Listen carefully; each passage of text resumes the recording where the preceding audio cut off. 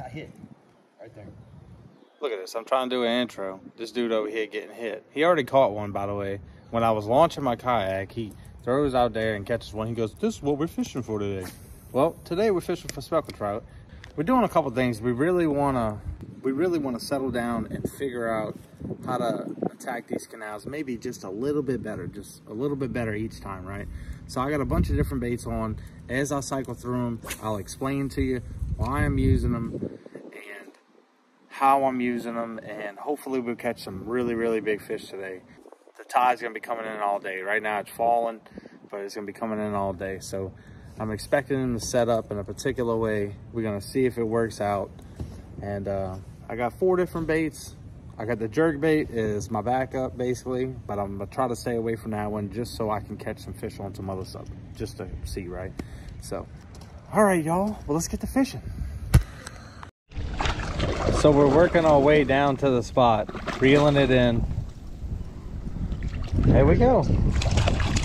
Old speckled trout. God dang it, you got me wet. And the wind's got me. The wind's got me, I'm coming.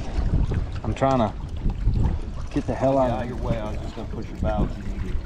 I don't know if he come off or what.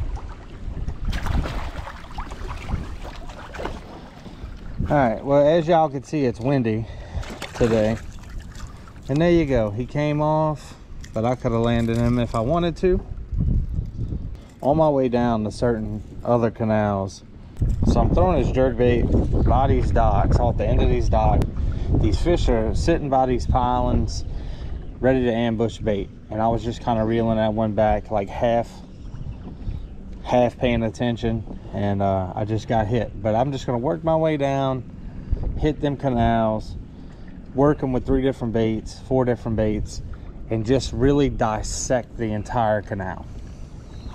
So the reason that these fish are in the canals is because the water temp stays more stable, and it provides warmth and also protection, especially like on a day like today where it's going to get pretty windy.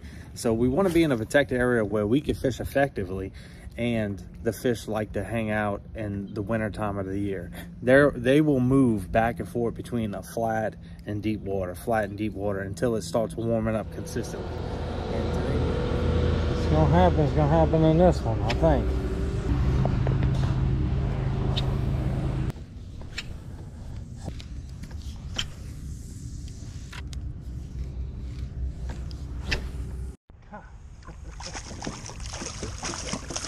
Another baby redfish. Maybe this canal's loaded with the little baby reds. It's laying in the nursery right now.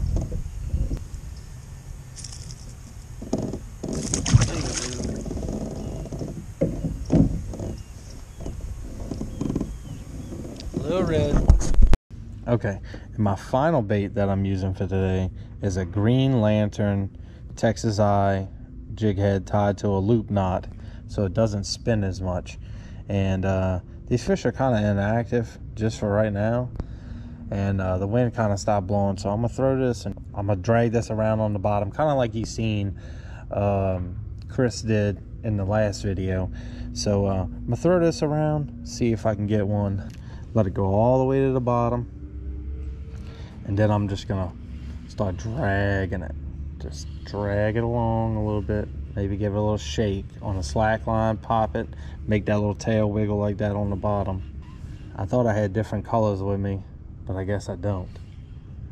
But I'm gonna end up throwing this bait all underneath these docks and stuff like that, just trying any little thing to maybe catch me a big one. Check that drag, make sure it's strong enough.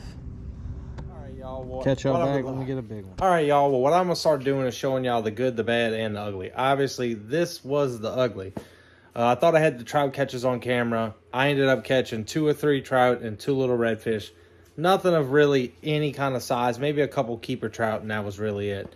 And Tom, before I even got in the water, he hung one, and then we started going down the canal. He hooked one, and it got off. And as we was going down to these other canals that we wanted to hit, I ended up catching 2. So I was like, man, this bite's gonna be fire. Well, The tide was just about to change. It was falling, and it was just about to start coming in when we first got there in the morning. Once the tide switched, the bite died. I was looking underneath the kayak, twitching that jerkbait, and I could see him a foot away, swinging all the way at the back treble hooks. And what happens is whenever you start catching fish right on the back end of the hook, something's not right. They're a little bit off or anything like that. They just wasn't hitting it in the middle of the bait, getting all the hooks in their face, stuff like that. So you have to make your adjustments, right? So I tried a jerk shed on the bottom. I tried a paddle tail on the bottom. I tried different jerk baits. I even tried that Matrix minnow that I use so much lately, Paul Brown's, everything. The only thing I didn't really try was top water. It was just right after a little cold spell, and it was starting to kind of warm up a little bit. So I figured maybe we'd have a good chance at getting some big ones within this canal. Well, sometimes you guess wrong, and there's no problem with that. You just have to make adjustments next time and do things differently. So on these trips that I don't do so well on, when I get home, I ask myself, what could I do to get better, or what did I do wrong on this trip? So the tide was falling right off the back when we got there. It was about to switch. I was expecting these fish to feed on the incoming tide also. But when we got out there, we had most of our bites during that falling tide. Once it switched to an incoming tide, the bite pretty much died once the tide started coming in. And what I should have done was fish the falling tide more effectively, or pay more attention to the tide. If I would have done that, then I probably would have caught more fish. But you live and you learn. Next time, I'll pay more attention to the details, and that's what it's about. Paying attention to the details, that's what's going to make you better and better and better. But I just wanted to show, like, you know, every trip is not stellar, and you don't always catch everything on camera. Like, sometimes I catch way more fish, and I just don't even put them in the video because I feel like it makes the video too long. Now, if that's something that y'all want me to start doing, I can make these videos 30 minutes long if y'all want. Just put it down in the comments. Let me know how long the videos you would like to watch is. So, but I ended up getting on them pretty good in the next video, so y'all check that out. Gonna have a big multi-species day. Even got a big surprise, big fish in there for y'all. So, till next one, later.